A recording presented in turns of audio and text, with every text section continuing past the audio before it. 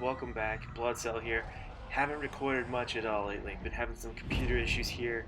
So finally we've got it up and going. I got the new MacBook Pro with the Retina display, so I'm really excited for this new adventure we're going to embark on together here. Obviously, guess what my new video is going to be about? Of course, Call of Duty Ghost. Who would be an idiot not to put something up here like this on YouTube?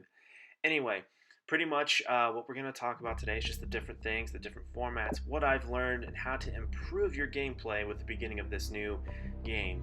Now, it's definitely changed. It is completely different from normal Call of Duties. I would say it's one of the best Call of Duties. A lot of people don't like it because they're afraid of change, which, you know what, grow up, it's going to happen eventually. They keep making the same game, eventually people aren't going to like it because there's nothing new about it. Anyway, we're going to play a game mode here called Search and Rescue, which I'll get into a little bit more here soon. I just wanted to show you some of the perks here. Right now I'm putting on Dead Silence because I want to move around quietly. However, there is a perk that will cancel out Dead Silence, and it's called Amplify. It's a pain in the butt, but you know what? They really had to even out the gameplay and the playing field a lot, which I think is very, admirable of them, Why should I not be able to hear you when I can't afford Turtle Beaches or something like that, you know what I mean? I do have a pair, by the way. It's not that I can't afford it or anything. Anyway, as I was saying previously, is that a lot of things have changed with this game in terms of it's more environmental. What I mean by that is that there's a lot of things I can do that changes the map. If I blow up a gas station, the top of the gas station will fall down and provide more cover. If I blow up a wall, I feel like I don't like this wall here, it'll open up the viewing area of my map and put me in better situations and better positions in order to succeed with finding an enemy and killing them, of course. But what I'm doing here right now is, like I said, it's just kind of going over the different perks. But the Honey Badger is by far my first loadout, is my favorite weapon. I have the L1155 with the sniper, which is a pretty good sniper. I haven't really tried out too much. And then my second one is the K7. It's a submachine gun. It's alright. I'm still kind of getting used to it. But the submachine guns, I definitely think that are beneficial and worth your time are actually the MTAR and the P90. And I think there's some letters at the end of the P90, but whatever. Anyway, pretty much creating your soldier like you saw there. You can make the soldier look however you want. However, you need operations to unlock certain ones. You do get standards, of course. So here we are, the first game here of Hardcore Search and Rescue. The Hardcore kind of sucks, guys, because there's only 3 modes, which is Team Deathmatch, Kill Confirmed, and Search and Rescue. There's no domination, capture the flag, or anything like that. Blitz, or even the new mode we've heard about is called Cranked.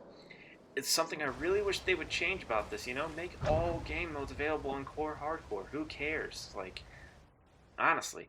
But anyway, enough of me bickering. They're not going to listen to some broke kid in college and working at a bank in order to make do with what he's got. Anyway, pretty much there. I'm spinning around. This is one of the maps here that I think is it's a decent map. There's, like I said, it's all environmental now. Like, I can hide over here, and then I can throw a, oh my god, what a great toss, throw a frag over there or something. But what I'm saying is, like, there's holes in walls. You really got to check your corners, which is one thing I really want to point out to you guys. If you haven't played this game yet, which I don't see why you haven't, unless you haven't had time to stop by and get it yet. But if you haven't played this game, check your corners. This is a new game, so of course there's going to be corner campers and people that you're not going to see where they are and whatnot. Now, this is the new site. This is the the equivalent of the target finder. It's kind of distracting. The new thing that Ghost has done as well is that they've made the scopes a little bit more focused. What I mean by that is the mid focal point you see there with what I'm seeing. In that middle sight, that's what's I'm actually looking around. The rest of it around it is actually not what I'm focused on. It's a really cool technique. I don't know exactly the correct terminology on what that's called, but I absolutely love it. It's so much more realistic. Of course, I'm not gonna look through an ACOG site and be able to see to the right of me. I mean, like, who's what, superhuman? Who can do that? Anyway, I get killed there. I don't think I get a kill this game, just to let you know. Anyway, again, with like this whole Ghost aspect, a lot of people don't like it. I've been hearing online, oh, I don't like it. It's the Honey Badger's so overpowered, or these maps suck, or whatnot. But it's like, it's different.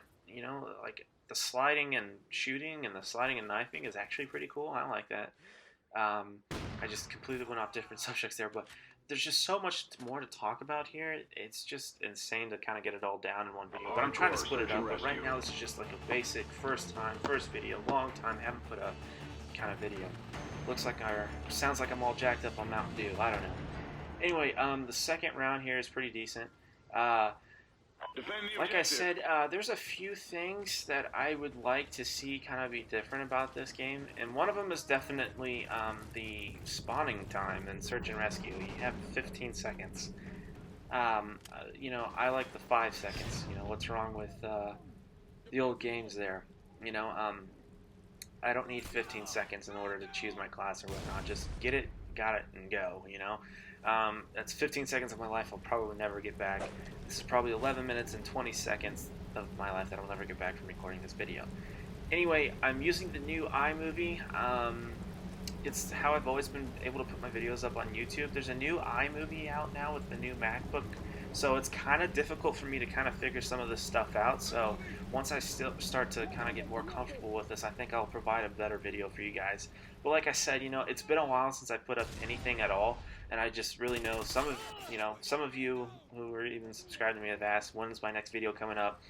Why are you slacking and whatnot? You know, the answer is, you know, I've been really stressed out with work lately.